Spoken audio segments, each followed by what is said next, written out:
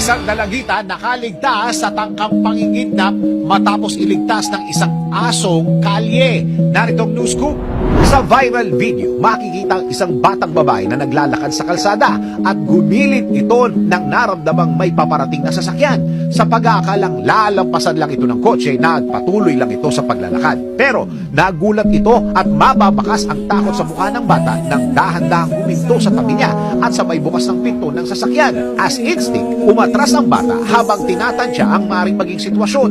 Muntik pa itong matapilok habang umaatras palayo sa sasakyan. Dahil sa takot, na-stuck ito sa pwesto habang kinakausap ng isa sa mga kidnapper.